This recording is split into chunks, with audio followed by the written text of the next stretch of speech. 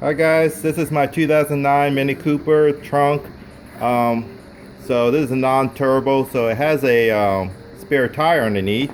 And if it's just, if you guys are just like mine who has a spare tire, probably it's flat. I'm gonna pull mine down and I'm gonna try this, show you what I tried to keep the air from leaking, but I don't think it did, so we'll see.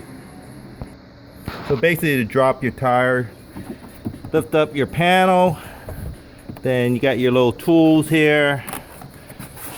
Lift up those tools, and what you'll need is this. This will be able to lower it. First you gotta take off that nut with a, maybe it's this one.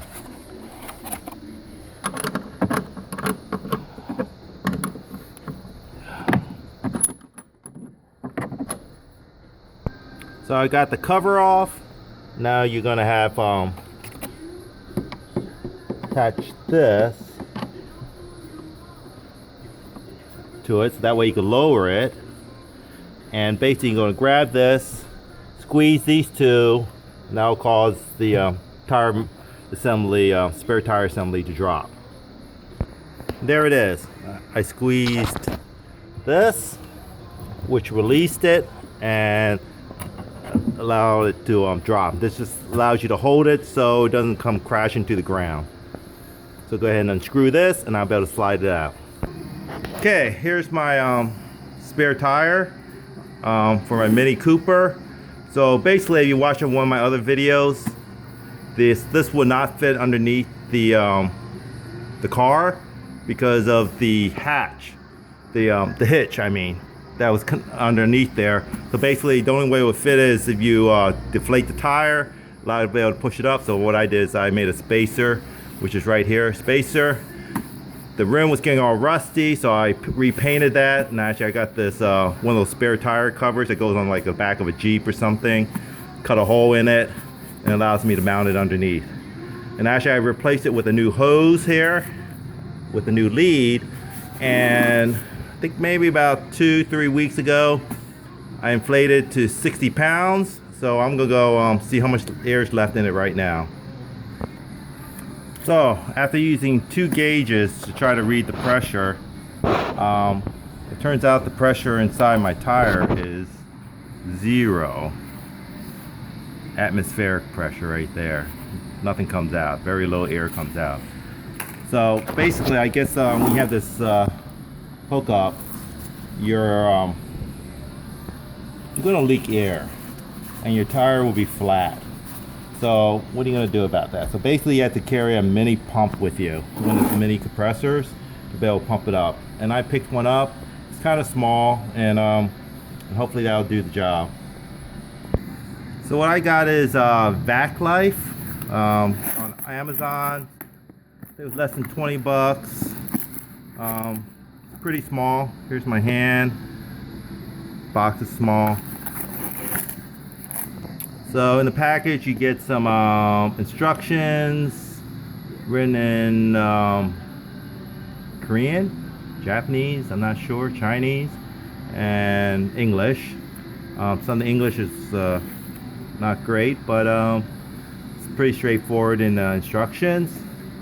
It comes some extra fuse, some other assortments here that you can inflate, like balls and beach balls and tires, basketballs and things like that.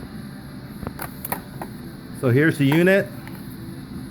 You got a low display down here, 2 buttons, one to turn on the air compressor and one to the top one here to turn on the light, and there's a light underneath here, which is kind of weird because I'm not sure how you're supposed to be able to shine on anything because it doesn't stand up to be able to point it, unless maybe if you do it upside down.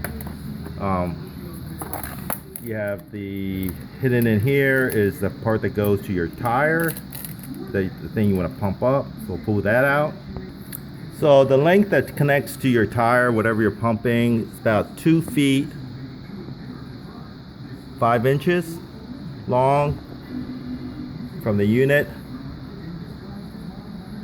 to this end. So it looks like the part that plugs into the cigarette lighter with the cable is about a little over 11 feet basically. So that's pretty long. That should reach to the back up against most cars. Overall, this thing's pretty small. It's about 9 inches tall,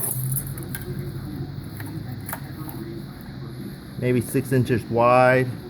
The package doesn't come with a bag or anything to store it in, so I gotta think of something else to store it in while it's in the car. So let's see if it pumps up this spare tire up to 60 pounds.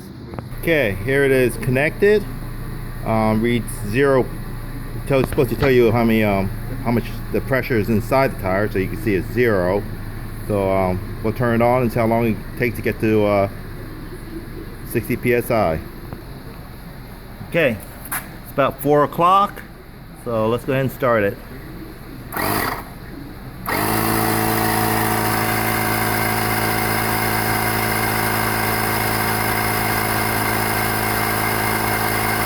So I'll come back when we get to 60 psi and see how long it took.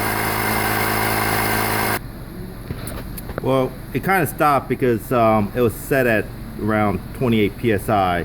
So basically, you push this to select what unit you want. That's bars, kPa. Can't even read that one. And this is psi. So basically, you use the plus or minus, go up and down. So we'll go with that. 60 psi. Start it back up again. It's only been about 3 minutes.